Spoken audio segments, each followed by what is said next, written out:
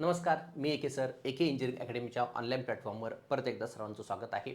सकाळी जेव्हापासून मोबाईल मी हातामध्ये घेतलाय तेव्हापासून एकच मेसेज त्या ठिकाणी सर्व विद्यार्थ्यांचा येतोय की 25 जानेवारीला जी पीएमसीची एक्झाम होणार आहे ती न्यूज खरी आहे की खोटी आहे. ठीक आहे, बघा इथे मी जी काही तुम्हाला माहिती देण्याचा प्रयत्न करतोय, ठीक आहे, ती एकदम ऑथेंटिक माहिती देण्याचा प्रयत्न करतोय.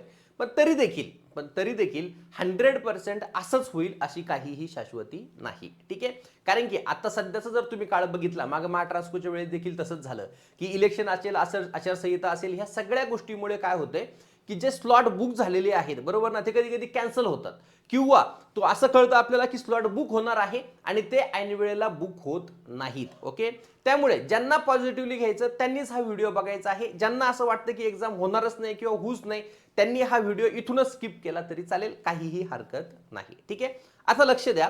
सगळ्यात पहिले मी तुम्हाला सांगतो की ही जी काही तुमची तारीख दिलेली आहे 25 जानेवारी 2026, ठीक आहे, ह्या तारखेला एक्झाम होऊ शकते का, किती चान्सेस आहेत?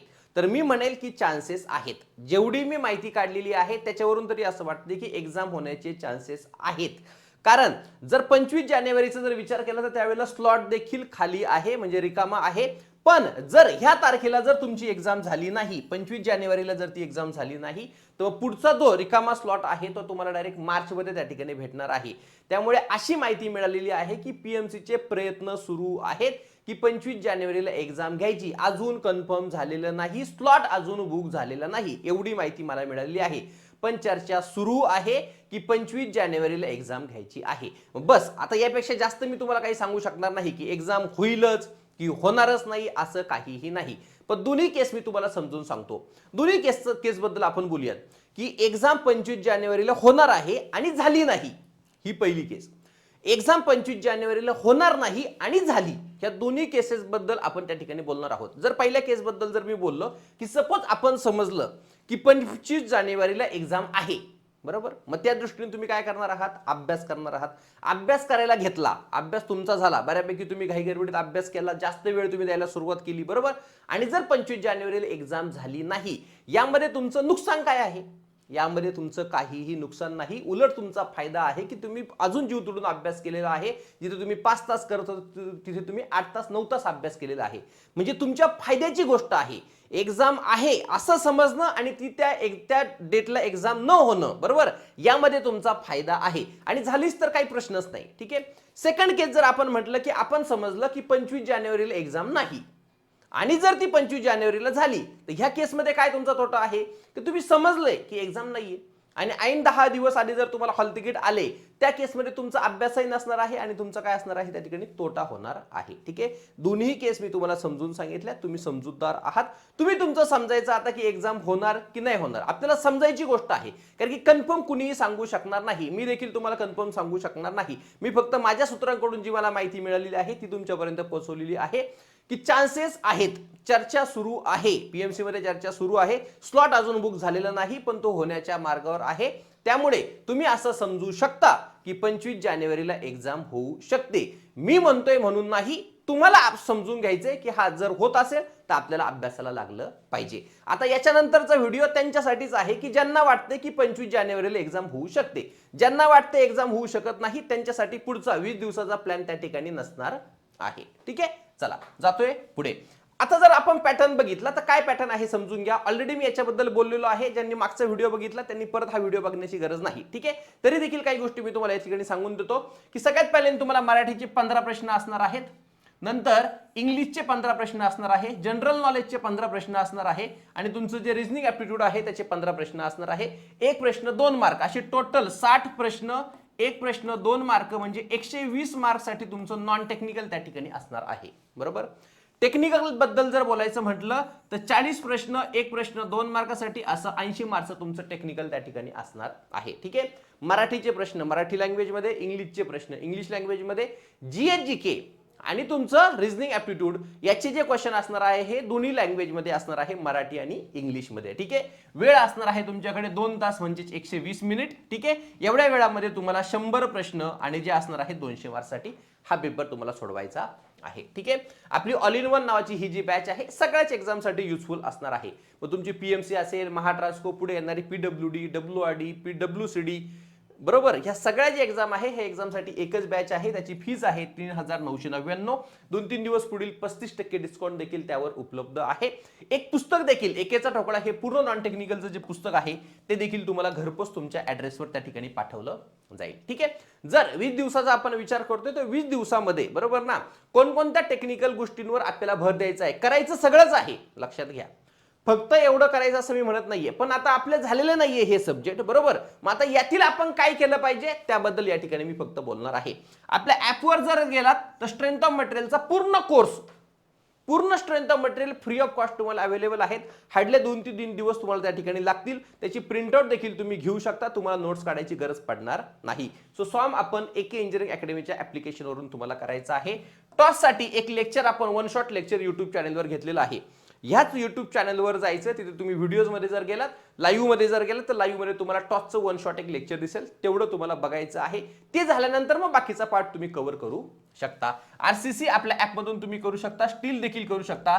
सीपीएमचं जर करायचं असेल तर आता वेळ तेवढा नाहीये. सो वेळ नाहीये म्हटल्यावर तुम्ही सगळ्यात पहिल्यांदा पर्ट आणि सीपीएम हा एवढाच पार्ट तुम्हाला फक्त सीपीएम मध्ये करायचा आहे आणि त्याचे पीवायक्यू देखील आपण कोर्समध्ये घेतलेले आहे, तेवढे तुम्हाला पाहायचे आहे. आता बीसीएम असेल, आता हा मोठा सब्जेक्ट आहे, बरोबर ना. रोज 1-2 तास त्याला द्या आणि महत्त्वाचे जे 5-6 टॉपिक आहेत तेवढे तुम्हाला करायचे आहेत. तुमचं सिमेंट असेल, कॉन्क्रीट असेल, बरोबर ना. हे जे 2 टॉपिक आहेत हे त्यातले त्यात महत्त्वाचे आहेत, हे आधी तुम्हाला कंप्लीट करायचे आहेत.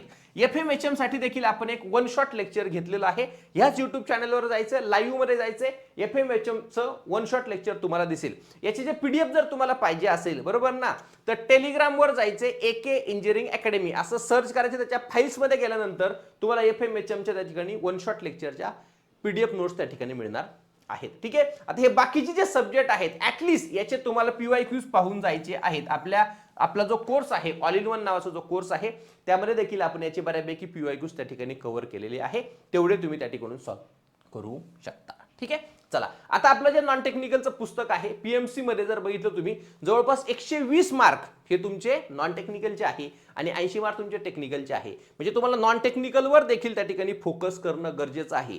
मग मराठी असेल, इंग्लिश असेल, जीएस जीके असेल, रिजनिंग ॲप्टिट्यूड असेल आणि करंट अफेअर, असं सगळंच्या सगळं आपल्या ह्या कोर्समध्ये आहे. ह्या कोर्समध्ये तुम्हाला व्हिडिओ पण मिळतील आणि पुस्तक देखील मिळणार आहे. आता ही फी फक्त दिसताना तुम्हाला एवढी 1320 दिसते, त्याच्यावर 35% डिस्काउंट म्हणजे 800-900 रुपयामध्ये तुम्हाला पुस्तक आणि व्हिडिओ कोर्स हे दोन्हीचे दोन्ही उपलब्ध होणार आहे.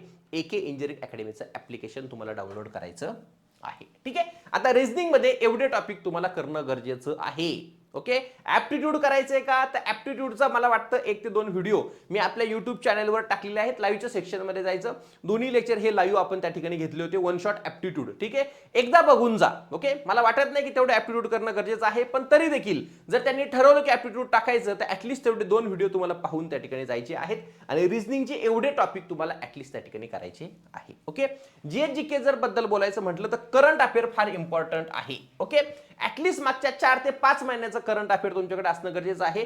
जानेवारी 25 ला जर एक्झाम असेल तर 20 जानेवारी 2026 पर्यंतचं करंट अफेअर आपल्याला करायचं आहे. जरी तुम्हाला सप्टेंबर जमलं नाही, पण ऑक्टोबर, नोव्हेंबर, डिसेंबर आणि जानेवारीची 20 तारीख इथपर्यंतचं करंट अफेअर तुम्हाला करावं लागेल. ठीक आहे. पुणे जीएस खूप इम्पॉर्टंट आहे, कारण की तुम्ही पीएमसीची एक्झाम देताय तर पुणे जिल्हा जो आहे किंवा पुण्यातली जी माहिती आहे ही तुम्हाला माहित असणं गरजेचं आहे. त्याचे देखील 2 सेशन आपण आपल्या युट्यूब चॅनलवर, परत एकदा ह्या युट्यूब चॅनलवर जायचं, लाईव्हच्या सेक्शन मध्ये जायचं, तर तुम्हाला त्या ठिकाणी 2 युट्यूबचे व्हिडिओ भाग 1 आणि भाग 2 पुणे जिल्हा संपूर्ण माहिती असे दिसतील. ते 2 व्हिडिओ तुम्हाला बघून टाकायचे आहेत. त्यामध्ये संकीर्ण जे की आपल्या पुस्तकामध्ये टॉपिक आहे तो तुम्हाला फार उपयुक्त ठरणार आहे एक्झामसाठी, तो देखील तुम्हाला करायचा आहे. आणि इतिहासामध्ये सगळ्यात आधी तुम्हाला समाज सुधारक करायचे आहेत. मराठी आणि इंग्लिश बद्दल जर बोलायचं म्हटलं तर तुमचं जे शब्दसंग्रह आहे, वाक्प्रचार, म्हणी, समानार्थी, विरुद्धार्थी, बरोबर ना, हे जे टॉपिक आहेत हे तुम्हाला करणं गरजेचं आहे. आणि आता नवीन आयबीपीएस पॅटर्न नुसार नवीन काही टॉपिक तुम्हाला रिकाम्या जागा असतील, क्लोज टेस्ट असतील, बरोबर ना, शुद्ध अशुद्ध शब्द असतील, यावर देखील क्वेश्चन विचारले जातात. ते देखील आपल्या पुस्तकामध्ये आपण इन्क्लूड केलेलं आहे. ठीक आहे. पीएमसी साठी जर तुम्हाला टेस्ट सिरीज पाहिजे असेल तर 49 रुपये, फक्त हे 49 इथे दिसतात, त्यावर देखील 35% डिस्काउंट आहे. पीएमसीच्या ह्या 2 मॉक टेस्ट प्रत्येकाने द्यायच्या आहे. आपलं ऍप्लिकेशन डाउनलोड करा, त्या ठिकाणी तुम्हाला ते मिळणार आहे. नॉन टेक्निकल साठी अतिशय अप्रतिम असे जवळजवळ 4500 प्लस 4500 प्लस बेस्ट एमसीक्यू आपण सगळ्या विषयांचे, मग तुमचं मराठी असेल, इंग्लिश असेल, जीएस जीके असेल, रिजनिंग ऍप्टिट्यूड असेल, प्रत्येक विषयावर त्या ठिकाणी आपण 49 टेस्ट त्या ठिकाणी टाकलेल्या आहेत. अशा टोटल 196 टेस्ट फक्त आणि फक्त 49 रुपयामध्ये उपलब्ध आहेत. ते देखील तुम्ही त्याचा फायदा घेऊ शकता. ठीक आहे. आता या व्यतिरिक्त जर तुम्हाला काहीही माहिती पाहिजे असेल तर खाली कमेंट बॉक्समध्ये तुम्ही कमेंट करू शकता किंवा माझा नंबर आहे 9067051404 यावर तुम्ही मला कॉल किंवा व्हॉट्सअप करू शकता. ओके. एक्झामच्या बद्दल मी तुम्हाला एकच सांगितलेलं आहे की एक्झाम होईल की नाही याची अजून काहीही शाश्वती नाही, पण आपण समजायचं आहे की 25 तारखेला एक्झाम होऊ शकते, यातच आपला फायदा असणार आहे. भेटूयात पुढच्या लेक्चरमध्ये. Thank you so much.